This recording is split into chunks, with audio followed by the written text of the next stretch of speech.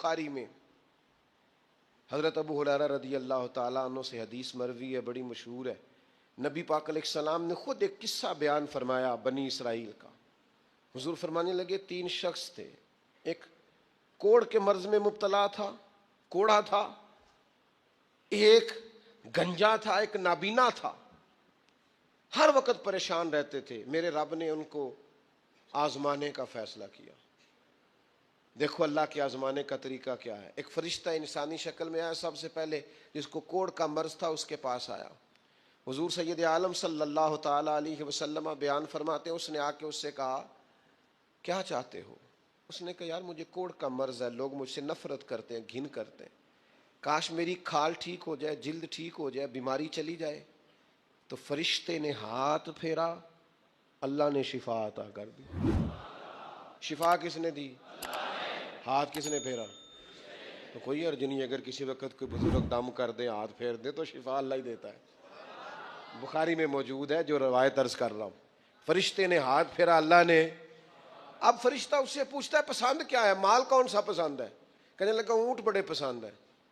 तो फरिश्ते ने एक हामिला ऊंटनी उसे दी और बरकत की दुआ भी दी।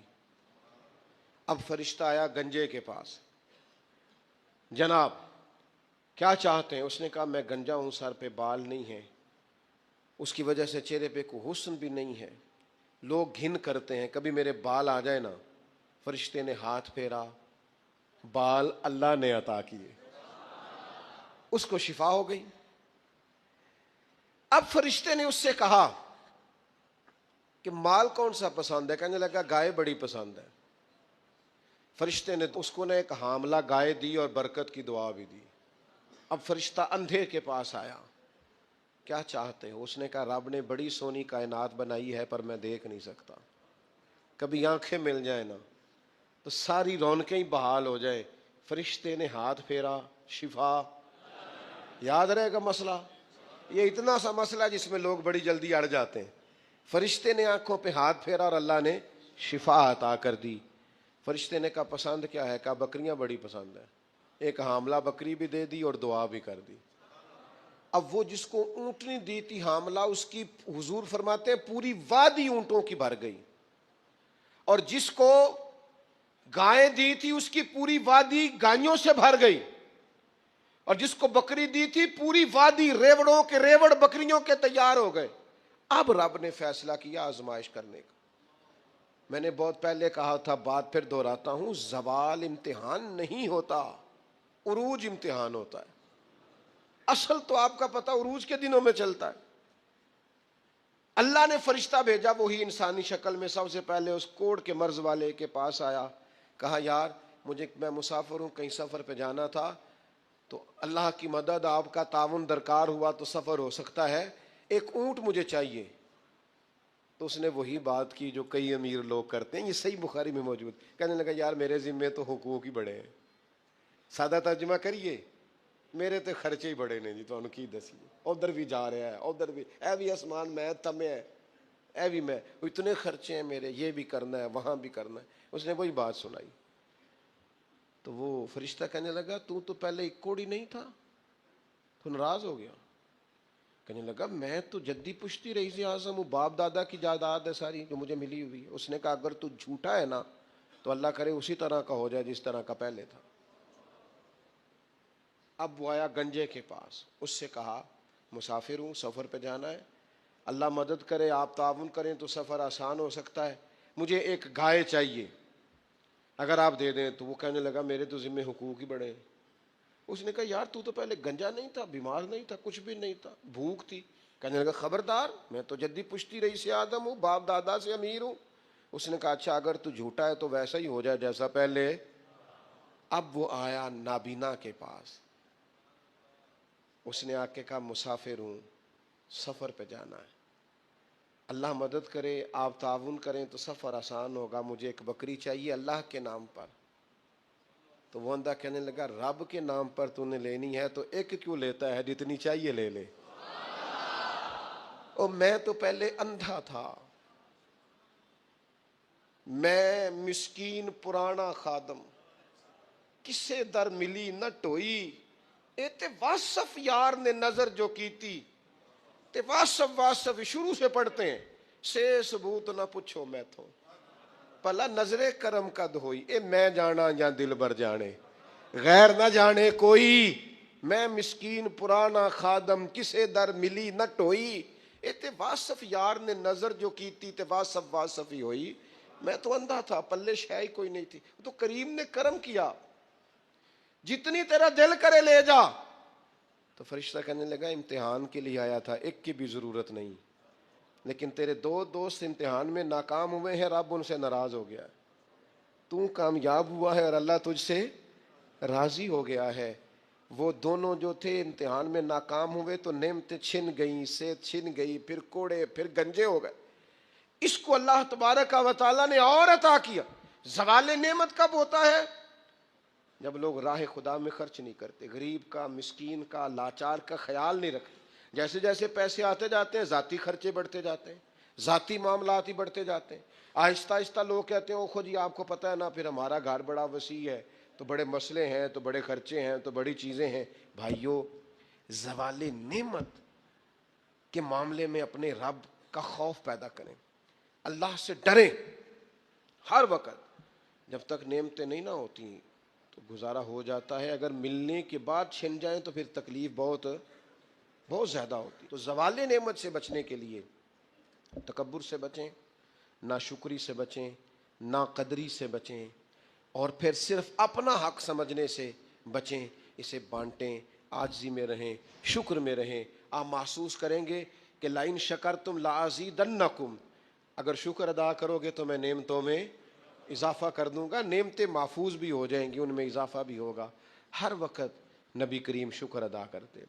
دوستو، اتنے بڑے لفظ نہیں ملیں گے کبھی بھی کہ حضور فرماتے ہیں میرے پاس جس کے پیسے آئے میں نے امانت سمجھ کے خرچ کیے، ابو بکر کے آئے تو میں نے اپنے سمجھ کر خرچ کیے۔ حضرت ابو بکر صدیق کی اور پھر سیدنا فاروق اعظم،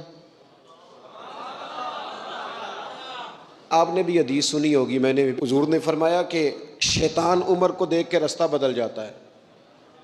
پہلے یہ حدیث پڑھا سنا کرتے تھے، اب اس طرح کا تجربہ ہوا ہے کہ بات ہی کھل گئی ہے۔ وہ صرف حضرت عمر کو دیکھ کے رستہ نہیں بدلتا، حضرت عمر کا نام بھی لے تو رستہ بدل جاتا ہے۔ ہم یقین کریں، ہم نے لوگوں کو رستے بدلتے دیکھا ہے۔ نام لے لے حضرت عمر کا، شیطان رستہ بدل گیا۔ اور سیدنا عثمان غنی،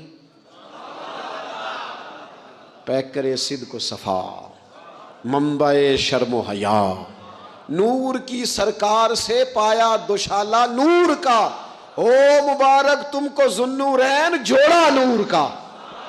حضرت عثمان غنی، اور پھر مولا علی شیر خدا، حال عطا، مشکل کشا، حضرت مولا علی شیر خدا۔ حضور نے بات ہی ختم کر دی۔ علیہ السلام نے فرمایا علی دنیا میں بھی میرا بھائی ہے، آخرت میں بھی میرا بھائی ہے۔ حضور کے جمیع صحابہ، جمیع سن لیں، جمیع صحابہ بشمول کاتب وحی سیدنا امیر معاویہ رضی اللہ تعالیٰ عنہ تھا، جمیع صحابہ ہر ایک کا ادب، احترام اور روح اور دل سے اپنی طبیعت میں پیدا رکھنا۔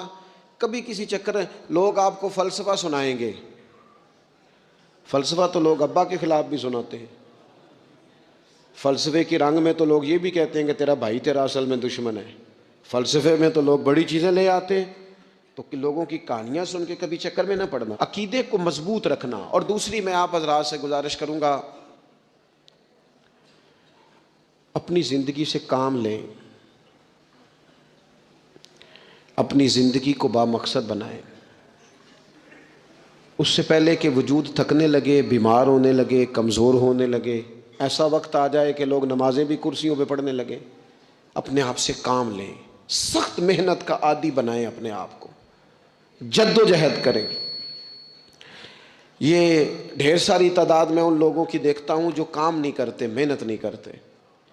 نبی پاک صلی اللہ تعالیٰ علیہ وآلہ وسلم کے سامنے سے ایک نوجوان گزرا تو کچھ لوگوں نے کہا یا رسول اللہ صلی اللہ تعالیٰ علیہ وسلم، یہ مال کمانے کے لیے جا رہا ہے، کاش یہ اللہ کے راستے میں جہاد کے لیے سفر کرتا۔ تو حضور فرمانے لگے اگر یہ اپنے بچوں کی روزی کے لیے بندوبست کرنے جا رہا ہے پھر بھی اللہ کے راستے میں ہی ہے۔ ماں باپ بہن بھائی بیوی بچوں کے حقوق ادا کرنے کے لیے کوشش کر رہا ہے تو بھی اللہ کے راستے میں ہی ہے، اور اگر اس لیے کوشش کر رہا ہے کہ میں کسی کے سامنے ہاتھ پھیلانے سے بچوں تو فرمایا پھر بھی اللہ کے راستے میں ہی ہے۔ محنت کریں، جد و جہد کریں، سہارے نہ تلاش کریں، اور اپنی زندگی اس طرح کی محنت والی بنائیں کہ آپ تھک جائیں شام کو۔ ایک لمبی تعداد ہے لوگوں کی جو کام نہیں کرتی، کوشش نہیں کرتی، تگ و دو نہیں کرتی۔ کوئی بھی آپ کسی شعبے سے بھی وابستہ ہیں، بجائے اس کے کہ دوسرے شعبے کو ٹھیک کرنے کی کوشش کی جائے، ہم جس شعبے میں ہیں ہم اس شعبے میں محنت کریں، کوشش کریں۔ میں اس نتیجے پہ پہنچا ہوں کہ جو ٹائم انسان بچاتا ہے نا آرام کے لیے، اس ٹائم میں بے پناہ سستی اسے گھیر لیتی ہے۔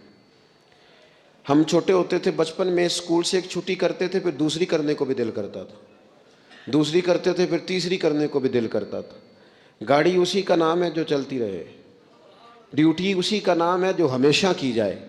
زندگی میں مسلسل جد و جہد کریں گے، مسلسل کام کریں گے، اس کا نتیجہ یہ نکلے گا کہ آپ محسوس کریں گے کہ آپ کا وجود جو ہے وہ بڑی صلاحیتوں والا ہے، وہ بیکار نہیں ہے۔ مسلسل کام۔ آپ انبیاء کرام علیہ السلام کی زندگی دیکھیں، صحابہ کی زندگیاں دیکھیں، اہل بیت کی دیکھیں، اولیاء اللہ کی دیکھیں، بزرگان دین کی دیکھیں، آپ دیکھیں کہ انہوں نے کام کتنا کتنا بڑا کیا ہے۔ ہم کبھی ان کو پڑھتے ہیں تو حیران ہو جاتے ہیں کہ یار اتنے مختصر وقت میں اتنا زیادہ کام تو ممکن ہی نہیں۔ اعلیٰ حضرت رحمۃ اللہ علیہ نے 1000 کتاب لکھ دی، امام بخاری نے پوری دنیا میں گھوم کر احادیث جمع کر کے ایک جگہ پہ اکٹھی کر دی، اور پھر اصول وضع کر دیے حدیث پاک کے کہ حدیث کس طرح قبول کی جائے گی، پھر اس میں فرق کر دیا کہ صحیح کون سی ہے، متواتر کون سی ہے، حسن کون سی ہے، ضعیف کون سی ہے، موضوع ہو تو پھر اس کے قاعدے کیا ہیں۔ اتنا کام بزرگوں نے کر دیا۔ جد و جہد تھی زندگی میں، مسلسل ڈیوٹی کرتے۔ جب مسلسل کام کرتے ہیں نا، نبی پاک صلی اللہ تعالیٰ علیہ وسلم نے فرمایا جو آدمی محنت کرے، کوشش کرے اور شام کو تھک کے سو جائے، اللہ اس کے پچھلے گناہوں کو معاف فرما دے۔ تو چلتے رہیں، جد و جہد کریں، ہمت کریں، کوشش کریں۔ کبھی کبھی یوں ہوتا ہے کہ انسان سمجھتا ہے کہ میں نے کوشش تو کی تھی لیکن یار یہ میرے کوشش کرنے سے کوئی نتیجہ نہیں نکلا۔ عارف رومی رحمۃ اللہ علیہ فرماتے ہیں کہ ایک شہر ایسا تھا جس میں ایک بیماری بار بار حملہ کرتی تھی، تو 3-4 پہاڑیاں ایک دوسرے کے اوپر تھیں، اکٹھے پہاڑ بنے ہوئے تھے، اس کے اوپر وہ جڑی بوٹی تھی جس سے اس بیماری کا علاج ہوتا تھا۔ تو کئی حکیموں نے بتایا کہ اگر وہ جڑی بوٹی حاصل کر لی جائے تو تمہارے شہر کے لوگ صحت یاب ہو سکتے ہیں، پر وہ 4 پہاڑیاں اوپر نیچے، اور پھر ڈھلان بڑی سیدھی تھی، جو پیر رکھتا پھسل جاتا، کوئی جرت ہی نہ کرتا اوپر جانے کی، لیکن لوگ بیمار تھے، تکلیف میں تھے۔ بالآخر ایک شخص نے ارادہ کیا کہ کب تک لوگوں کو بیماری سے سسکتے، تڑپتے، مرتے دیکھتا رہوں گا۔ اس نے کلاڑا اٹھایا، ہتھوڑا اٹھایا، پہاڑ کاٹنا شروع کیا کہ میں سیڑھیاں بناؤں گا اوپر جانے کے لیے۔ فرماتے ہیں کہ وہ پہاڑ کاٹ رہا تھا تو جو قریب آتے تھے نا وہ اسے کہتے تھے پاگل ہو گیا تو اکیلا بندہ کیسے پہاڑ کاٹے گا، بیوقوف ہے، چھوڑ دے۔ اس نے کہا یار تم ساتھ نہیں چل سکتے تو حوصلہ شکنی تو نہ کرو، مجھے کچھ کرنے تو دو۔ سالوں لگ گئے، ایک پہاڑ کاٹ کے سیڑھیاں بنائی اس نے، پھر دوسرا پہاڑ شروع کیا، پھر سالوں لگ گئے اور 2 پہاڑ کاٹے تھے، بڑھاپا آ گیا، بیمار ہو گیا، موت کا وقت آ گیا۔ اب چونکہ سیڑھیاں بن گئی تھی تو 2 پہاڑ کٹ گئے تھے، وہاں تک لوگ آنے جانے لگے تھے۔ این اس وقت جب وہ دنیا سے جا رہا تھا پھر بھی کچھ لوگ حوصلہ شکنی کر رہے تھے، اسے کہہ رہے تھے خدا کے بندے کیا نتیجہ نکلا۔ کچھ لوگوں کی ڈیوٹی ہوتی ہے اپوزیشن کا کردار ادا کرنا، وہ ہر موقع پر حوصلہ شکنی کرتے ہیں۔ اب اس پر آخری وقت آ گیا ہے، باوجود اس کے کچھ لوگوں نے جا کے کہا کیا نتیجہ نکلا جی، تیرے اوپر موت کا وقت آ گیا ہے، تو اوپر تک تو جا نہیں سکا، فائدہ کیا ہوا؟ وہ کہنے لگا بیوقوفو تمہیں پتہ ہی نہیں میں کامیاب ہو کے جا رہا ہوں۔ انہوں نے کہا کس طرح؟ کہنے لگا میں نے آدھا سفر آسان کر دیا ہے، اب جو میرے بعد آئے گا نا اسے صفر سے نہیں شروع کرنا پڑے گا، میں نے آدھا سفر اس کے لیے آسان کر دیا۔ وہ تیسرے پہاڑ سے شروع کرے گا اور 2 کاٹے گا تو جڑی بوٹی تک پہنچ جائے گا، لوگوں کو شفا ہونے لگے گی اللہ کے فضل سے۔ ہم پتہ کیا کرتے ہیں، بالخصوص میرے وطن کا رواج یہ ہے کہ لوگ آدھا سفر بھی آسان کرنے کو تیار نہیں، وہ کہتے ہیں نہیں سارا ہی فلانا کرے گا۔ جتنے انبیاء دنیا میں آئے نا میرے دوستوں، وہ سارے کامیاب گئے، لیکن کسی کے ساتھ 4 امتی، کسی کے ساتھ 10، کسی کے ساتھ 100، کسی کے ساتھ 200، لیکن نبی کامیاب گئے۔ کیوں؟ کہ اللہ تعالیٰ نے جو ان کے ذمہ ڈیوٹی لگائی تھی وہ ڈیوٹی انہوں نے پوری ذمہ داری سے سر انجام دی۔ اس ڈیوٹی میں انہوں نے کبھی کوئی کمی دکھائی تو اپنی زندگی میں جد و جہد کریں، کام کریں، بیٹھ کر صرف بات نہ کریں، تنقید نہ کریں، بیٹھ کر صرف منصوبہ بندی نہ کریں۔ اور میرے ملک میں بالخصوص یہ کام ہوتا ہے، تبصرے کرو، چینل کھولو، تنقید کرو، اندر کی خبر لے کے آؤ، کوئی کہانی سناؤ، کوئی نئی سٹوری بناؤ، لیکن کام نہ کرو۔ بڑی خوبصورت بات کی شاعر نے، اس نے کہا شکوائے ظلمت شب سے تو کہیں بہتر تھا، اپنے حصے کی کوئی شمع جلاتے جاتے۔ لوگ تعلیم نہیں حاصل کر رہے تو بھئی آپ ایک بچے کا خرچ اٹھا لیں، کسی غریب کا آپ اسے پڑھا دیں، ایک بندہ تو آپ کی وجہ سے تعلیم یافتہ ہو جائے۔ لوگوں کو کھانا نہیں مل رہا، بھوکوں مر گئے لوگ، حکومتیں کچھ نہیں کر رہی، آپ 10 بندوں کی ذمہ داری اٹھا لیں، آپ غریبوں کو دیکھ لیں، 10 لوگوں کے گھر میں آپ کھانا پہنچانا شروع کریں۔ اور یہ ہوتا رہا ہے، لوگ یہ کام کرتے رہے، یہ ڈیوٹیاں ہمارے بزرگوں نے سر انجام دی ہیں، 2 کر کے، 4 کر کے، 6 کر کے انہوں نے کام کیا ہے۔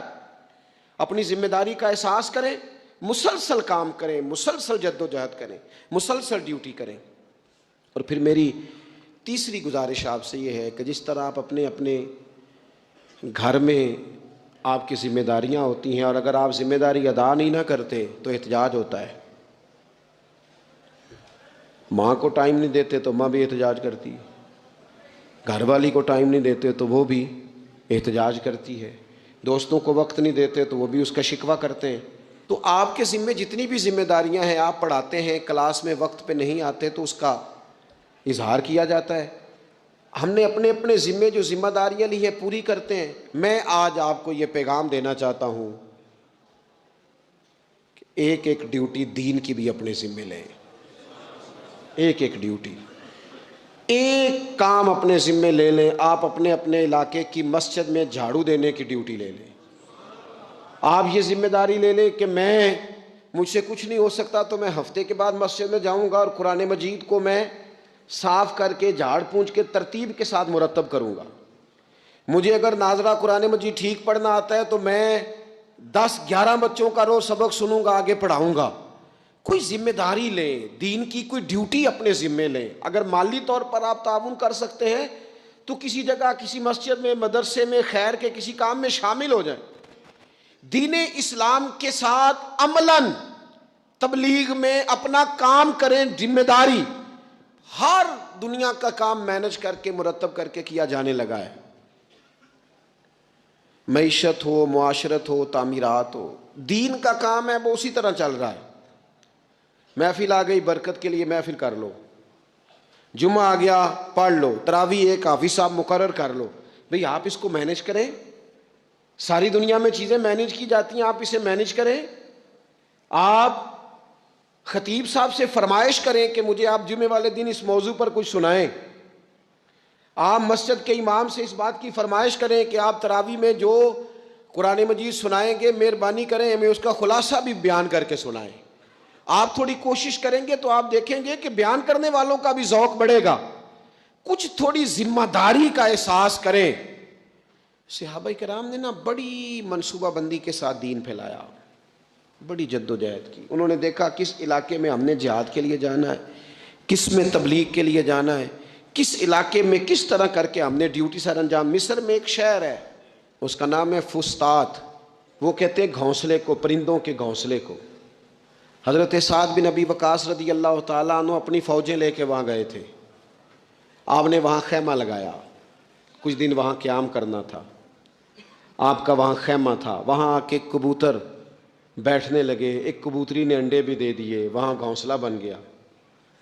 اب آپ جب وہاں سے ہجرت کرنے لگے نا، آگے بڑھنے لگے، تو دل میں خیال آیا کہ خیمے اکھاڑتے ہیں چلتے ہیں۔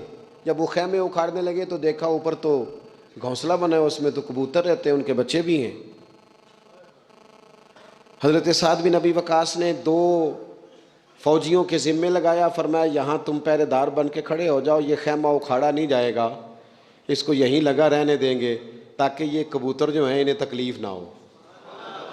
وہ 2 فوجی وہیں رہے، خیمہ لگا رہا، وہاں پانی کا بندوبست کیا جاتا رہا، خوراک کا بندوبست کیا جاتا رہا۔ قریب قریب بستیوں سے جب لوگوں نے دیکھا نا یہاں لوگ موجود ہیں، تو لوگوں نے وہاں آ کے مکان بنانے شروع کر دیے۔ وہ ایک پرندے کے گھونسلے کی حفاظت کے لیے کچھ دیر 2 سپاہی رکے تھے، اللہ نے وہاں پورا شہر آباد فرما دیا ہے۔ تو آپ ایک گھونسلے کی حفاظت شروع کریں، انشاءاللہ شہر آباد ہو جائیں گے۔ لیکن ہم گھونسلوں کی حفاظت کرنے کو بھی تیار۔ اب چوتھی بات آپ کی خدمت میں عرض کرنی ہے، ایک ضروری کام بڑی بڑی توجہ کے ساتھ آپ نے سمجھنا ہے، تھوڑا سا اس کے پس منظر کو سمجھ لیں۔ جو آیہ کریمہ میں نے تلاوت کی ہے اس کا حصہ بھی اسی میں آئے گا۔ دنیا کا نظام نہ 2 طریقوں سے چلتا ہے، ایک ہے نظام اسباب اور ایک ہے نظام غیب۔ ایک نظام اسباب سے چلتا ہے کہ آگ جلاتی ہے، پانی ٹھنڈا کرتا ہے، انسان ماں باپ کے ملاپ سے پیدا ہوتا ہے، دنیا نظام اسباب سے چلتی ہے اور اسی ترتیب سے نظام آگے چل رہا ہے۔ اور ایک ہے نظام غیب، جب اللہ اپنی رحمت کا فیصلہ فرمائے تو ایک نظام وہ بھی ہے۔ وہ کیسے ہے؟ آگ جلاتی ہے، لیکن جب رب چاہے نا تو حضرت ابراہیم کے لیے ٹھنڈی ہو جاتی ہے۔ یہ کیا ہے؟ یہ نظام غیب ہے۔ نظام اسباب یہ ہے کہ ماں باپ کے ملاپ سے اولاد پیدا ہوتی ہے، اور اگر رب چاہے نا تو حضرت عیسیٰ علیہ السلام کو بغیر باپ کے بھی پیدا فرما دیتا ہے۔ ہم جو مسلمان ہیں نا، ہماری ساری کی ساری توجہ نظام اسباب پہ ہو گئی ہے۔ اسباب پورے جمع کرو، لیکن اپنے رب کی بارگاہ کی طرف رجوع بھی کرو۔ کئی دفعہ نا اسباب سارے بندے کے ہاتھ سے چھوٹ جاتے ہیں، پھر اسے ضرورت ہوتی ہے دست غیب کی، اللہ اس کی مدد کرے۔ جو آیہ کریمہ میں نے قرآن مجید کی پڑھی ہے اس میں اللہ کریم نے فرمایا یا ایھا الذین آمنوا توبوا الی اللہ توبۃ نصوحا، اے ایمان والو اپنے رب کی طرف رجوع کرو، اپنے رب کی بارگاہ میں توبہ کرو، پر توبہ سچی کرنا، رجوع الی اللہ کرو، اللہ کی طرف رجوع کرو۔ بعض اوقات سارے نظام ختم ہو جاتے ہیں، نظام اسباب، اس وقت ضرورت ہوتی ہے رجوع الی اللہ کی کہ نظام غیب آئے۔ حضرت سارہ رضی اللہ تعالی عنہا جو جناب ابراہیم علیہ السلام کی اہلیہ ہیں، آپ ایک رستے سے گزر رہی تھیں، حضرت ابراہیم علیہ السلام آپ کے ساتھ تھے، تو جس رستے آپ تشریف لے جا رہے تھے اس رستے میں بادشاہ بڑا ظالم تھا، وہ معاذ اللہ تعالیٰ ثم معاذ اللہ عورتوں کو گرفتار کر لیتا اور اپنی بدباطنی کا ثبوت دیتا۔ وہاں سے جناب سارہ گزریں، مسند امام احمد بن حنبل سے یہ حوالہ عرض کر رہا ہوں۔ حضرت سارہ کو اس نے گرفتار کر لیا، جب وہ جناب سارہ کی طرف بڑھنے لگا تو اب وہ جتنے اسباب تھے نا اس وقت کے وہ سارے اختیار کیے گئے، لیکن اس بادشاہ سے جان نہیں چھوٹی۔ جب وہ بڑھنے لگا تو جناب سارہ نے پھر رب کریم کی طرف رجوع کیا، مصلی پہ بیٹھ گئی، کہنے لگی مالک اب تو ہی کرم فرمانے والا ہے۔ آپ نے اس درد سے دعا فرمائی کہ وہ بادشاہ زمین پر بے ہوش ہو کے گرا اور تڑپنے لگا، قریب تھا کہ وہ مر جائے۔ تو حضرت سارہ پھر مصلی پہ بیٹھیں اور اپنے مالک کی بارگاہ میں عرض کرنے لگی مالک اگر یہ مر گیا تو مجھ پہ الزام آئے گا کہ میں نے مارا ہے، اسے مارنا بے ہوش ہی فرما۔ وہ بے ہوش ہو گیا، تھوڑی دیر کے بعد ہوش آیا تو پھر آپ کی طرف بڑھنے لگا، تو آپ نے پھر اللہ کی جانب رجوع کیا۔ جب دوبارہ رب کریم کی جانب رجوع کیا تو پھر وہ بے ہوش ہوا۔ کئی دفعہ وہ کوشش کرتا، لیکن آپ جب اپنے مالک کی بارگاہ میں ہاتھ اٹھاتی تو بے ہوش ہو کے گر پڑتا۔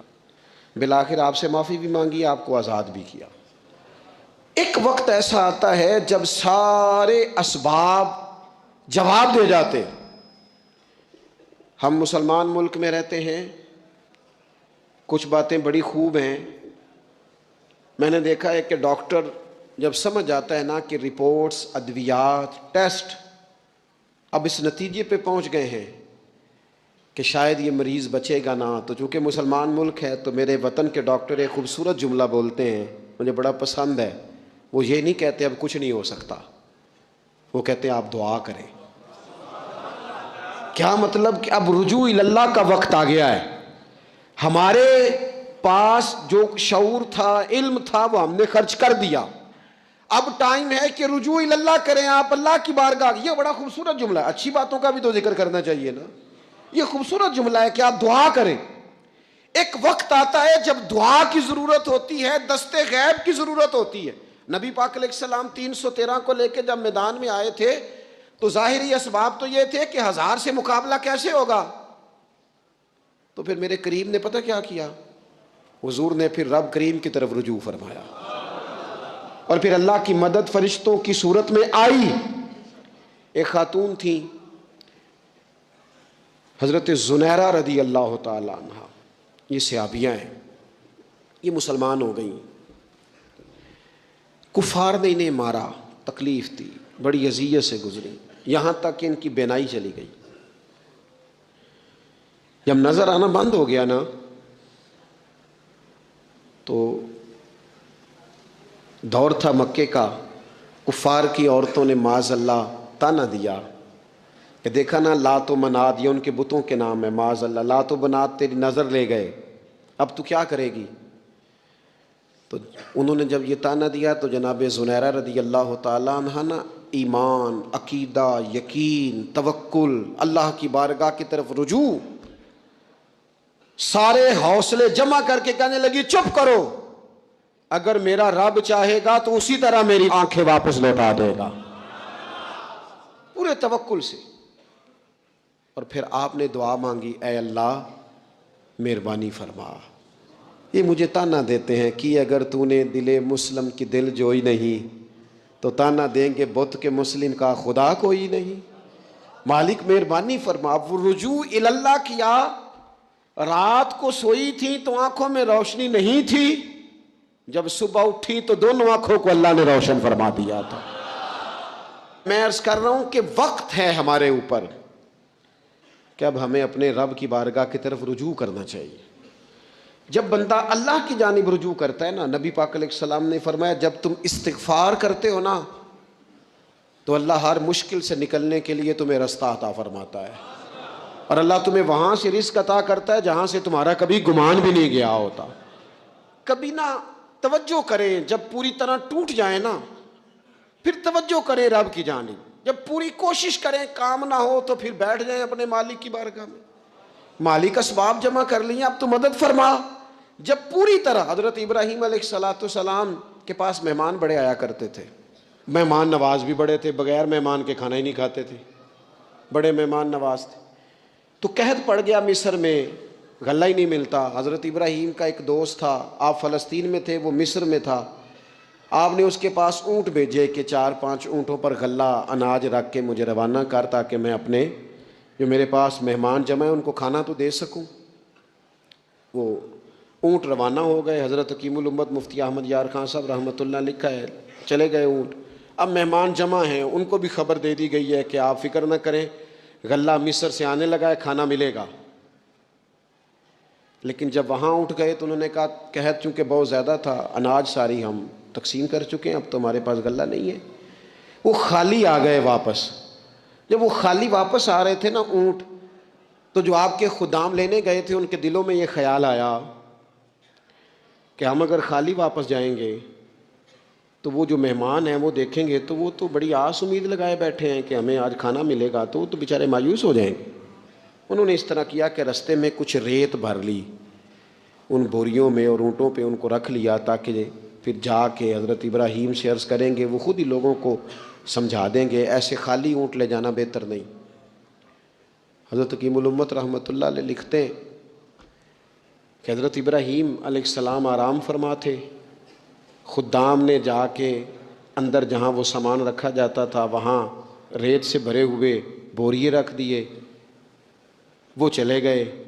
حضرت ابراہیم کی زوجہ جناب ہاجرہ اٹھی.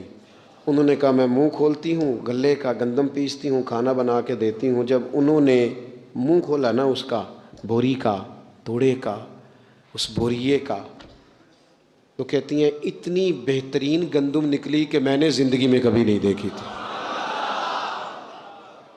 پیسی گئی, پکائی گئی, کھانا چلنے لگ گیا. حضرت ابراہیم علیہ السلام بیدار ہوئے, دیکھا لنگر چل رہا ہے, مخلوق خدا کھا رہی ہے. دنیا آوے تے کھا جاوے تے راضی ہوئے بلا, لوگ کھا رہے ہیں, چل رہا ہے سلسلہ. تو حضرت ہاجرہ, وہ خواتین گھر میں کچھ چیز آئے نا تو کہتی ہیں اس دفعہ چاول بڑے اچھے آئے, اس دفعہ گندم بڑی اچھی آئی, یا آٹا پس کے آیا, یہ بڑا عمدہ ہے. تو حضرت جناب ہاجرہ رضی اللہ تعالیٰ عنہ حاضر بارگاہ ہو کے عرض کرنے لگی, یہ جو آپ کا مصری یار ہے نا, اس نے جو گندم بھیجی ہے بڑی کمال ہے. تو حضرت ابراہیم تو جانتے تھے بات کو, فرمانے لگے یہ میرے مصری یار نے نہیں بھیجی, یہ میرے عرشی یار نے بھیجی ہے. یہ عرشی یار نے بھیجی ہے, اور وہ جب بھیجتا ہے تو کمال ہی بھیجتا ہے. وہ جب عطا کرتا ہے تو بے حساب ہی عطا کرتا ہے. او میرے دوستو, امت کو ضرورت ہے اس وقت دست غیب کی. پاکستان کبھی نہ بنتا اگر اللہ تعالیٰ کی غیبی طاقتیں مدد نہ فرماتی. پاکستان کبھی نہ بچے گا اگر خدا کی مدد شامل حال نہ ہوگی.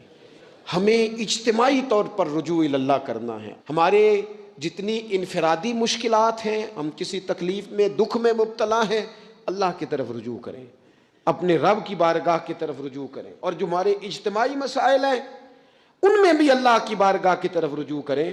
جب ہم یہ رجوع کریں گے مالک کے حضور تو پھر اللہ ہمارے لیے راستے واضح فرمائے گا. یہ رجوع کس طرح کیا جائے؟ میں نے اپنے ساتھیوں کے ذمے, بالخصوص جو یہاں خانقاہ شریف سے وابستہ ہیں, وہ اگر سمجھیں گے میں حکم دے رہا ہوں تو اس کو حکم سمجھ لیں, اور باقی اگر احباب میری بہت زیادہ درد مندانہ گزارش سمجھیں تو یہ میری گزارش سمجھ لیں. 5 وقتہ نماز کے ساتھ کچھ تھوڑی سی عبادت رات کی ضرور شروع فرمائیں. 2 رکعت ہو جائے, لیکن رات کو تنہائی میں اپنے رب کی بارگاہ میں عبادت کے لیے ضرور حاضر. حضرت عبداللہ ابن عمر رضی اللہ تعالیٰ عنہ فرماتے ہیں کہ مغرب کی نماز پڑھ کے کچھ لوگ گھر چلے گئے. ہم لوگ بیٹھ گئے کہ تھوڑا سا تو ٹائم ہے, عشاء پڑھ کے ہی جائیں گے. فرماتے ہیں اللہ کے محبوب علیہ السلام بھی تشریف لے گئے. تھوڑی دیر کے بعد محبوب اس تیزی سے تشریف لائے کہ مقدس سانس پھولا ہوا محسوس ہو رہا تھا. ہم نے عرض کی یا رسول اللہ ہمارے ماں باپ قربان, کیا ہوا؟ تو محبوب فرمانے لگے کیا کر رہے ہو؟ عرض کی یا رسول اللہ نماز, سوچا ہے چلو تھوڑا سا تو ٹائم ہے, بیٹھتے ہیں اللہ اللہ کرتے ہیں, عشاء پڑھ کے جائیں گے. تو محبوب فرمانے لگے میرے پاس جبریل امین آئے ہیں. انہوں نے آ کے عرض کی یا رسول اللہ آپ کے غلام مسجد میں بیٹھے ہیں عشاء کی نماز کے انتظار میں, اور رب فرشتوں کے سامنے ان پر فخر فرما رہا ہے. یہ جو عبادت ہے نا نفلی, یہ طاقتور کرتی ہے بندے کو. حضور فرماتے ہیں کہ جب بندہ نفل پڑھتا ہے تو اللہ فرماتا ہے پھر تو میں اس کے ہاتھ بن جاتا ہوں, پیر بن جاتا ہوں, آنکھیں بن جاتا ہوں. کیا معنی کہ اس میں خدائی طاقتیں آ جاتی ہیں. دوست مرید بھی ہوتے ہیں, سلسلوں میں بھی داخل ہوتے ہیں, عبادات کا مزاج نہیں بناتے. کچھ نوافل کا ذہن ضرور بنائیں, رات کو کچھ ٹائم ضرور اللہ اللہ کریں, اپنی زندگی کا اسے معمول بنا لیں. اور 3 وظیفے آپ کی خدمت میں عرض کرنے ہیں. سخت مشکل جب آتی تھی نا تو صحابہ پڑھا کرتے تھے حسبنا اللہ و نعم الوکیل, نعم المولا. پڑھیے گا حسبنا اللہ و نعم المولا و نعم النصیر. اس کا معنی بڑا خوبصورت ہے. بالکل سادہ سا مختصر سا معنی کریں نا تو اس کا معنی یہ ہے میرے لیے اللہ ہی کافی ہے, اللہ میرا مددگار ہے, اللہ بہترین مددگار ہے, اللہ بہترین کفایت کرنے والا ہے. اس وظیفے کو نہیں چھوڑیں اور اس کے معنی سمیت اس کو یاد رکھیں. آپ محسوس کریں گے طبیعت طاقتور ہو گئی ہے, روح طاقتور ہوگی, اس کو بھولنا نہیں. اور دوسرا آپ سے عرض کرنا ہے کہ اعلیٰ حضرت, چونکہ ہم سلسلہ طریقت میں فاضل بریلوی سے وابستہ ہیں اور باقی جتنے بھی لوگ ہیں سارے ماشاءاللہ انہی سے وابستہ ہیں. اعلیٰ حضرت نا لا حول ولا قوت الا باللہ العلی العظیم پڑھنے کی بڑی فضیلت بیان کرتے ہیں۔ یہ ایسا وظیفہ ہے جو سب کو آتا ہے نا ماشاءاللہ۔ نبی پاک علیہ السلام نے فرمایا یہ اللہ کے عرش کے خزانوں میں سے خزانہ ہے۔ اعلیٰ حضرت فرماتے ہیں 99 دفعہ پڑھو لا حول ولا قوت الا باللہ العلی العظیم، فرمایا اللہ تعالیٰ تمہیں 99 بیماریوں سے شفا دے گا، اور اس میں سب سے چھوٹی بیماری ٹینشن کی بیماری ہے، سب سے چھوٹی بیماری غم کی بیماری ہے، چھوٹی، باقی بڑی بڑی ہوں گی۔ اس وظیفے کو نہیں آپ نے چھوڑنا، اور یہ پابندی کرنی ہے، کریں گے انشاءاللہ تعالی۔ میری طرح کے لوگ کہہ دیتے ہیں کہ میں سویرے اٹھ کے مدرسے میں کچھ اسباق دیکھتا ہوں تو یہ بھی تو عبادت ہے، میں بیان کرنے کے لیے مطالعہ کرتا ہوں تو یہ بھی تو عبادت ہے نا، اتنے لمبے سفر کر کے ملک میں دنیا میں گھومتا ہوں تو یہ بھی تو میں عبادت ہی کر رہا ہوں۔ اب اسپیشل نفلوں کے لیے وقت کس طرح نکلے، اسپیشل کر کے تسبیح میں کیسے چلاؤں، میں سارا کچھ ہم بہانے بنا لیتے ہیں نا۔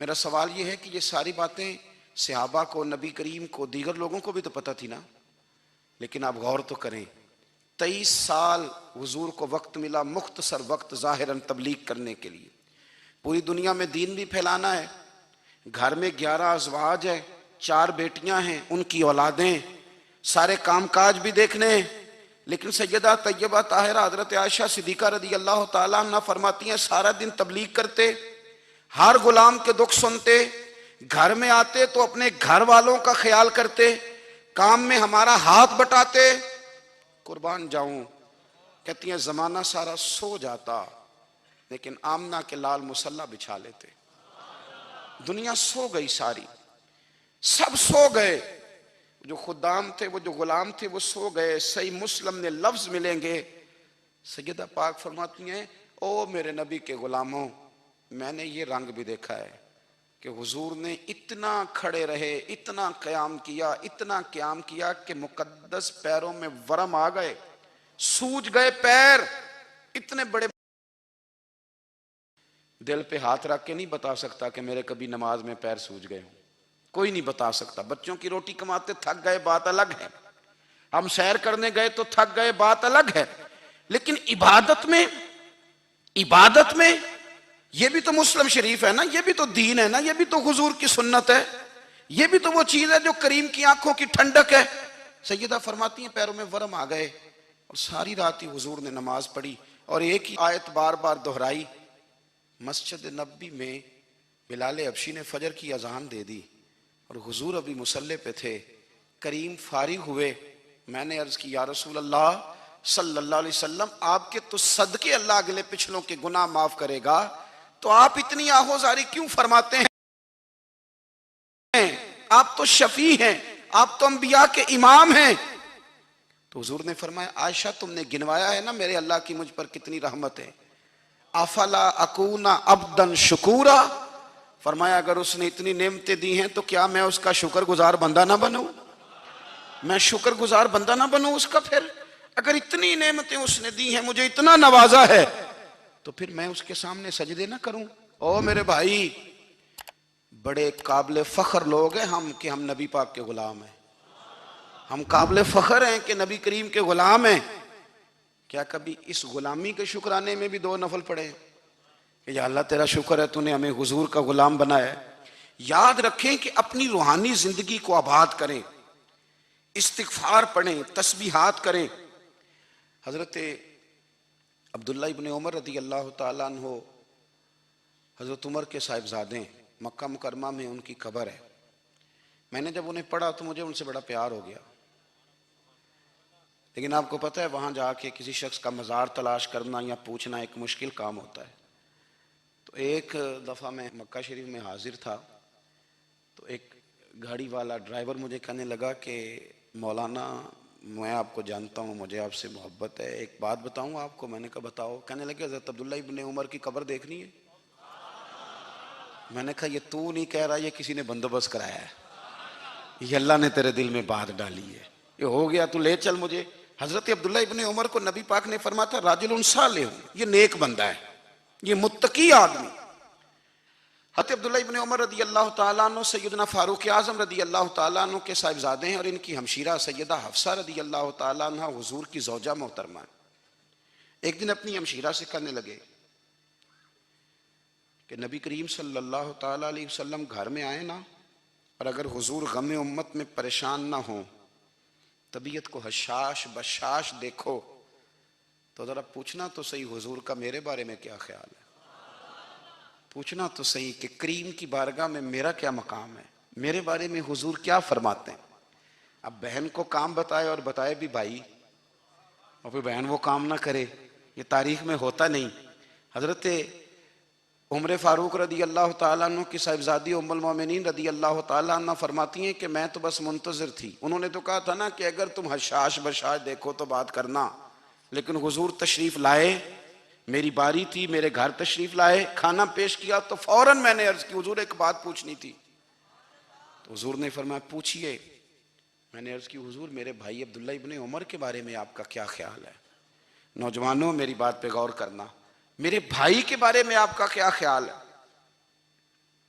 تو نبی کریم صلی اللہ تعالیٰ علیہ وآلہ وسلم نے میری طرف دیکھا، اور پھر حضور زیر لب تھوڑا مسکرائے، اور بریلی کے امام کہتے ہیں کہ حضور مسکرا دیتے تھے نا تو جو بڑا دکھی ہوتا تھا وہ بھی ہنس پڑتا تھا۔ اب سوال پیدا ہوتا تھا کہ پھر تو اس مسکراہٹ کے لیے انتظار کرنا پڑتا ہوگا کئی مہینے کہ حضور مسکرائیں تو رونے والے ہنسیں، تو اعلیٰ حضرت فرماتے نہیں، انتظار نہیں کرنا پڑتا، یہ مسکراتے رہنا تو حضور کی عادت ہے۔ جس کی تسکین سے روتے ہوئے ہنس پڑے، اس تبسم کی عادت پہ لاکھوں سلام۔ یعنی یہ تو عادت ہے حضور کی مسکراتے رہنا، اس کے لیے انتظار نہیں کرنا پڑتا۔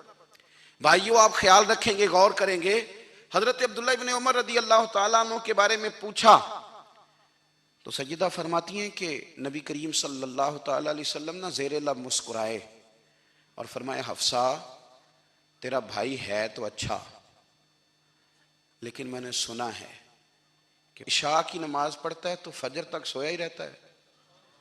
او نوجوانوں، 10 بجے تک سونے کی بات نہیں ہوئی، 9 بجے تک سونے کی بات نہیں ہوئی، 11 بجے اٹھنے کی بات نہیں۔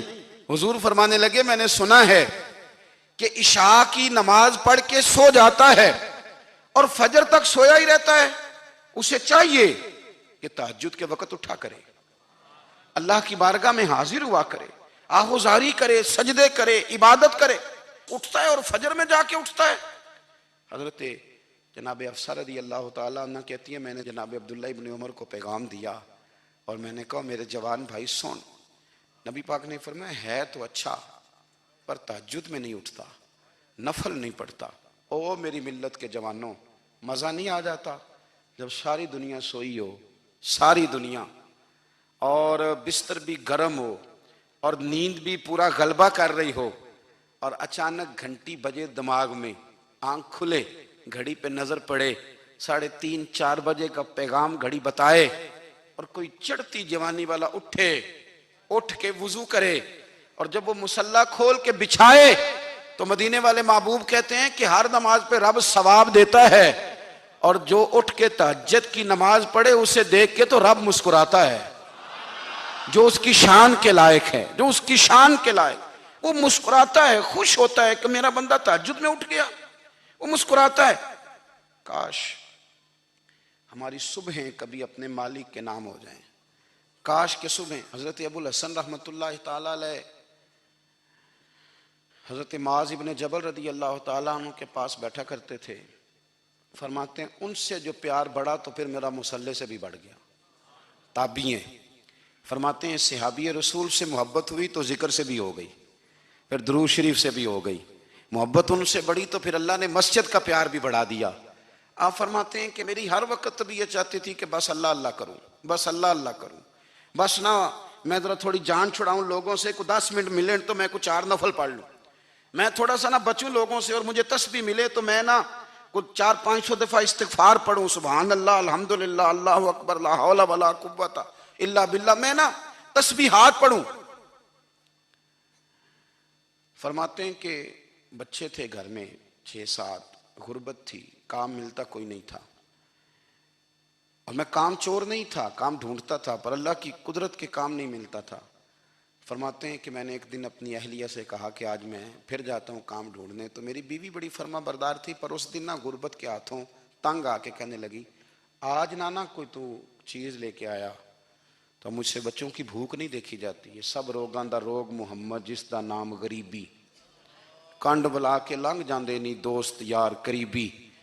تو آج نہ کچھ لے کے آیا تو میں بچے لے کے چلی جاؤں گی.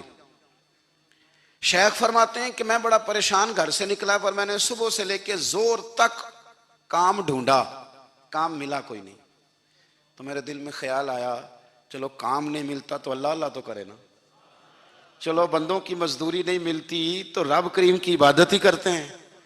فرماتے ہیں کہ میں نے نا فرات کے پانی سے وضو کیا، نہر کے، شدید دھوپ تھی، ساتھ ریت تھی اور ریت تپ رہی تھی. میں نے اپنا رومال وہیں مصلی کے طور پر بچھا لیا اور فرماتے ہیں کہ زور سے لے کر عصر تک نماز پڑھی. دھوپ بھی پورے زور پہ، پر میرے سجدے کا ذوق بھی پورے زور پہ. فرماتے ہیں سورج بھی چمک رہا ہے اور رب کی عبادت کا ذوق بھی پورے زور پہ. میں سجدہ کروں تو پھر میرا اٹھانے کو جی نہ چاہے. میرے استاد لکھا کرتے تھے، یہ ان کا شعر ہے، وہ کہا کرتے تھے مجھے سوز دے، مجھے ساز دے اور مجھے نیم شب کا نیاز دے، دم سجدہ خود کو میں توڑ دوں، مجھے ایسا ذوق نماز دے. اور میں تیری بہار کا پھول ہوں، میں کھلا بھی ہوں تو تیرے لیے، مجھے میری شاخ سے توڑ لے، مجھے اپنی زلف کا ناز دے. بھائی فرماتے ہیں کہ عصر تک میں نے نفل پڑھے، دل ڈھلنے لگا، عصر کی نماز پڑھی اور میں وہاں سے چلا. اب میں جب نکلنے لگا تو دل میں خیال آیا کہ چھوٹی چھوٹی دیواریں ہیں گھر کی، بغیر کچھ لیے جاؤں گا تو بیوی دور سے دیکھے گی تو شور کرے گی کہ پھر خالی ہاتھ آ گیا ہے. کہتے میں نے اپنے اسی رومال میں جس پہ میں نے نماز پڑھی تھی نا، رومال میں کی آخی دے پنجابی جو صافہ کہتے ہیں، اسی میں نا میں نے کچھ ریت بھر لی کہ وہ دور سے دیکھے گی تو سمجھے گی کچھ لے کے آیا ہے. چلو جا کے اسے بتا دوں گا کہ آج پھر مزدوری نہیں ملی. کہتے ہیں وہ ریت لے کر جب میں گھر میں گیا تو پہلے بیوی دروازے پہ کھڑی ہوتی تھی، پوچھتی تھی خالی ہاتھ آ گئے ہو؟ آج میں نے دیکھا تو ہے ہی کوئی نہیں. فرماتے ہیں میں اندر داخل ہوا، سلام لیے، کونے میں نے وہ رومال رکھ دیا اور میں نے آواز دی کہ بھلی مانس کہاں ہو؟ تو وہ کہنے لگی آپ منہ ہاتھ دھو لیں، میں روٹی لے کے آئی. میں نے کہا روٹی کہاں سے آ گئی؟ یہاں تو کئی دنوں کے فاقے، تو کئی دنوں کی غربت ہے، یہاں تو اس گھر میں تو فقیری ہے. فرماتے ہیں کہ وہ روٹی لے کے آئی اور اس وقت کی جو موجودہ نعمتیں تھیں، سمجھ لیں سلاد، اچار، ہر چیز ساتھ لائی. میں نے کہا کہ بچے کہاں گئے؟ کہنے لگی وہ کھانا کھا کے کھیلنے گئے، آپ کھانا کھا لیں آ جاتے ہیں. کھانا اس نے چن دیا. میں نے حیرت انگیز لہجے میں ساری نعمتیں اپنے دسترخوان پہ دیکھ کر کے بیوی سے پوچھا یہ کہاں سے آیا کھانا؟ بچوں کو تو نے کہاں سے کھانا کھلایا؟ یہ سارا کچھ کیسا ہے؟ تو کہنے لگی پتہ نہیں آج آپ کس کریم کی مزدوری کرنے چلے گئے تھے، پتہ نہیں کس کریم کی، میرے گھر میں تو اتنی نعمتیں آئی ہیں کہ مجھ سے سنبھالی نہیں جا رہی، اتنا اناج ہے، اتنا گندم ہے، کس کریم کے دروازے آج چلے گئے تھے؟ یہ کہتے کہتے وہ اٹھی اور اٹھ کر کے کہنے لگی پہلے ہی بڑا کچھ آیا تھا، اب کیا لے آئے ہو؟ اور جا کر کے نا اس نے وہ ریت والا رومال کھولا. کہنے لگے میں تو لے کے آیا تھا ریت، تو میرے رب نے اسے بھی سونے اور ہیرے بنا دیا تھا. جب آپ کی توجہ اللہ کی جانب، میرے نبی پاک صلی اللہ تعالی علیہ وسلم نے فرمایا ہر چیز اپنے رب سے مانگ، ہر چیز مانگ، ہر چیز مانگ. یا رسول اللہ کیا کچھ؟ میرے محبوب نے فرمایا تیرے گھر میں نمک بھی ختم ہو جائے تو وہ بھی اپنے رب سے مانگا کر. تو مانگنا، وہ تجھے دے گا، تو اس کی بارگاہ میں کشکول طلب دراز تو کرنا. اور ترمذی شریف میں عجیب لفظ ہیں، رسول کائنات نے فرمایا، رب کریم فرماتا ہے جب میرا بندہ ہاتھ اٹھاتا ہے نا تو مجھے حیا آتی ہے کہ میں خالی کیسے لوٹا دوں اس کے. اتنے بڑے بادشاہ کی بارگاہ میں. او بھائی لوگوں سے عزتیں تلاش کرتے ہو تو وہ کیا تمہیں عزت دیں گے؟ وہ تو کل اچھا کہتے ہیں پرسوں برا کہنے لگ جاتے ہیں. لوگوں کے سامنے گڈ بک میں آنا چاہو گے تو وہ تو سویرے تمہارے بارے میں کچھ کہیں گے، شام کچھ اور کہیں گے. اپنی روحانی زندگی آباد کریں، اپنے مسلح کو وقت دیں اور دنیا سے چھپ کر اس موبائل کو بند کر کے اور اپنے آپ سے بھی چھپ کے اور تنہا ہو کے چھپا کے سارا کچھ اپنے آنسو اپنے رب کی بارگاہ میں پیش کریں، اس کے حضور حاضری دیں. سنو نا ترمذی کی حدیث اور اسے یاد رکھنا. نبی پاک علیہ السلام نے فرمایا اپنے دکھ لوگوں کے سامنے نہ بیان کرنا، سیٹھوں نوابوں کو نہ بتاتے پھرنا، دنیا داروں کے سامنے جا کے نہ رونا کہ میں تکلیف میں ہوں۔ فرمایا اگر دنیا داروں کو دکھ بتاؤ گے رب تمہیں کبھی غنی نہیں کرے گا، اور لوگ ہیں کہ الٹا مذاق اڑائیں گے۔ آپ کی جس سے بڑی پکی یاری ہے نا، پکی، وہ تب تک پکی ہے جب تک آپ نے 50,000 مانگا نہیں، اور جس وقت آپ نے کہہ دیا کہ میں مجبور ہوں میری مدد کر، تو پھر ختم ہو گئی دوستی۔ لوگوں کی تعلقات آپ کے ساتھ تب تک ہیں جب تک آپ ان سے کوئی ضرورت وابستہ نہیں کرتے۔ کریم محبوب فرمانے لگے بندوں کے سامنے دکھ نہ بیان کرنا، اللہ تجھے کبھی غنی نہیں کرے گا۔ تو اپنے دکھ اپنے رب کو بتا، تو دعائیں مانگ، تو اس کی بارگاہ میں حاضر ہو، تو اس کے حضور عرض کر۔ فرمایا اپنے دکھ اپنے رب کو بتا، وہ جلدی کرے یا دیر سے کرے تجھے ساری دنیا سے بے نیاز کر دے گا، تجھے کسی کا محتاج نہیں رہنے دے گا۔ اپنے مسلح کو، اپنی دعاؤں، ایک بزرگ فرماتے ہیں میں نے دعا مانگنے کا طریقہ اپنی بیوی سے سیکھا۔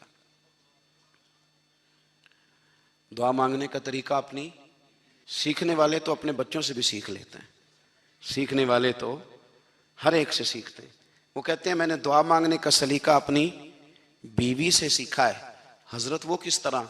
فرمانے لگے میری بیوی نے نا مجھے کوئی کام بتایا، کچھ پیسوں کی ضرورت کے لیے کہا، تو میں نے اسے کہا کہ بھئی ابھی میرے پاس نہیں ہے، کچھ دنوں میں آتے ہیں تو میں دے دوں گا۔ عورتوں کی عادت ہوتی ہے وہ بار بار یاد کراتی ہیں، 2-4 دنوں کے بعد پھر اس نے کہا حضرت وہ میں نے کہا تھا کچھ پیسے، میں نے اسے کہا کہ ابھی میرے پاس نہیں ہے، کچھ دنوں میں ملتے ہیں تو میں تمہیں دے دوں گا۔ اس نے کچھ دنوں کے بعد پھر کہا حضور وہ میں نے کچھ پیسے کہے تھے۔ فرماتے میں نے ڈانٹ دیا، میں نے کہا کہ کیا تو روز مجھے شرمندہ کرتی ہے، کہا نا میرے پاس نہیں ہے، ہوں گے تو دے دوں گا، تو روز یاد کراتی ہے۔ فرماتے ہیں اس نے پہلے تو میری ڈانٹ کو سہا، پھر میرے سخت جملوں نے اس کی آنکھوں میں آنسو پیدا کر دیے، پھر اس نے اپنے آنچل میں اپنے اس دکھ کو سمیٹا، اور پھر اس نے ایک جملہ کہا تو میں رو پڑا، اور مجھے اپنے رب سے مانگنے کا طریقہ آ گیا۔ مجھے کہنے لگی حضرت جی آپ نے ڈانٹ دیا میں نے سہ لیا، پر آپ ہی میرے شوہر ہیں، بتائیں نا آپ سے نہ کہوں تو میں کس سے جا کے کہوں۔ فرماتے ہیں میں رو پڑا، اور میں کھل کے رویا، اور میں تڑپ کے رویا، اور پھر میری سسکیاں بند گئیں۔ تو مجھے کہنے لگی آپ کو کیا ہوا؟ میں نے کہا مجھے بھی دعا مانگنی آ گئی ہے، جب میں اسے کہوں گا نا اللہ تو ہی میرا رب ہے، میں تجھ سے نہ کہوں تو میں کس سے جا کے کہوں؟ میں کیوں کسی بندے سے سوال کروں؟ میں کیوں کسی دنیا دار سے کہوں؟ میں تیرے بندوں کا، نیک بندوں کا وسیلہ لے کے، تیرے محبوب کی غلامی لے کے تیری بارگاہ میں آیا، تجھ سے نہ مانگوں تو کس سے مانگوں؟ سمجھ آ گئی ہے جب میں اس رنگ میں مانگوں گا تو پھر رب میرے اوپر بڑا ہی فضل فرمائے گا، وہ میرے اوپر بڑی رحمت کرے گا، وہ میرے لیے آسانیاں کرے۔ عزیز دوستو ہم اس طرح کرنے لگ گئے ہیں کہ ہم نے نا اپنے تعلقات پر اعتماد کرنا شروع کر دیا ہے۔ میرے تعلقات بہت ہیں، ہم نے اپنی دولت پر اعتماد کرنا شروع کر دیا ہے، میرے پاس دولت بہت ہے، ہم نے اپنے علم پر، اپنی شہرت پر اعتماد کرنا شروع کر دیا ہے کہ میرے پاس فلاں چیز بہت ہے۔ یاد رکھنا جب بے نیاز اپنی صفت بے نیازی دکھاتا ہے تو بڑی بڑی دولتوں والے مجبور نظر آتے ہیں۔ بھائیو جب انسان کا رشتہ اپنے مالک کے ساتھ ہوتا ہے پھر تو غم بھی کچھ نہیں کہتے، پریشانیاں بھی کچھ نہیں کہتی، پھر تو زندگی صبر والی، پھر تو زندگی توکل والی، پھر تو زندگی بھروسے والی، پھر انسان اپنے آپ کو رسوا نہیں کرتا، دنیا داروں سے امیدیں اس کی ختم ہو جاتی، امیدیں اللہ رسول سے لگا لیتا ہے، مضبوط ہو جاتا ہے، مضبوط، طاقتور ہو جاتا ہے، خوددار ہو جاتا ہے، باوقار باعزت ہو جاتا ہے۔ حضرت بہلول دانا رحمت اللہ علیہ بیٹھے تھے تو ہارون رشید حج کر کے آ رہا تھا، تو رستے میں حضرت شیخ سے ملاقات ہو گئی، تو السلام علیکم کے بعد کہنے لگا حضور کوئی حکم ہو تو بتائیے گا۔ کبھی تو ان کے روزے پر بلائے ہم بھی جائیں گے، کبھی تو ان کے روزے پر بلائے ہم بھی جائیں گے، کبھی جنت کے گلشن میں سجائے ہم بھی جائیں گے، کبھی تو ان کے روزے پر بلائے ہم بھی جائیں گے۔ ہے مجرم اور سیاہ دل بھی گناہ گار، اور اور ستمگر بھی، ہے مجرم اور سیاہ دل بھی، گناہگار اور ستمگر بھی، نبی کی آل کے صدقے نبھائے ہم بھی جائیں گے، کبھی تو ان کے روزے پر بلائے ہم بھی جائیں گے۔ تو حضرت بہلول دانا فرمانے لگے تیرا رب کون ہے؟ اس نے کہا اللہ۔ تو فرمایا میرا کون ہے؟ کہا اللہ۔ فرمانے لگے تو بڑا ہی بیوقوف ہے، کیا تو یہ سمجھتا ہے کہ رب ہارون رشید کو تو دے گا اور بہلول دانا کو بھول جائے گا؟ تیرا بھی وہی رب ہے، میرا بھی وہی رب ہے۔ اس نے اگر تجھے دے کے آزمایا ہے تو ہو سکتا ہے مجھے نہ دے کے آزما رہا ہو۔ جب اس کی حکمت کے تقاضے ہوں گے تو عطا کرے گا اور دے گا، تو جا اپنا کام کر۔ بھائی اپنی روحانی زندگی، اپنی عبادات، اپنے وظائف، اپنے روزمرہ کے معاملات، اپنی دعائیں، اپنا استغفار، دیکھو کوئی مشکل کام تو نہیں 2 رکوع ہیں سورہ واقعہ کی اگر رات کو پڑھ لی جائے تو۔ میں کس طرح یہ بات بیان کروں کہ تعویذ بانٹنا آسان ہے اور وظیفہ بتانا مشکل ہے؟ سارا دن تعویذ بانٹیں تو لوگ لینے کو تیار ہیں، اور اگر آپ وظیفہ بتائیں تو کہتے ہیں تو مشکل کام ہے۔ او خدا کے بندے، اگر آپ کا تعلق قرآن پاک کے ساتھ مضبوط ہو، قرآن پاک کے ساتھ اگر آپ کا رشتہ ہو، لوگ سفارشیں ڈھونڈتے ہیں نا دنیا میں، کوئی تعلق مل جائے تو میرا کام ہو جائے۔ دنیا میں اتنا مشکل معاملہ ہے، آخرت میں مجھے بتائیے گا کتنا مشکل معاملہ ہوگا۔ میرے نبی پاک صلی اللہ تعالیٰ علیہ وسلم نے فرمایا جو لوگ سورہ ملک پڑھا کرتے تھے نا، سورہ ملک، یہ سورت ملک قیامت میں ان کی سفارش کرے گی، اور اس طرح کرے گی کہ کہے گی اے اللہ یہاں اس بندے کو جنت میں داخل کر دے یا مجھے قرآن پاک سے علیحدہ کر دے۔ تو رب فرمائے گا جا اس کا دامن تھام کے اسے جنت تک پہنچایا۔ آپ بات کو سمجھیں، جب آپ کے تعلقات اپنے معاملات کے ساتھ مضبوط ہوں گے، یہ نبی کریم نے وعدہ کیا ہے کہ تو سورت واقعہ پڑھ تیرے گھر میں فاقہ نہیں آئے گا۔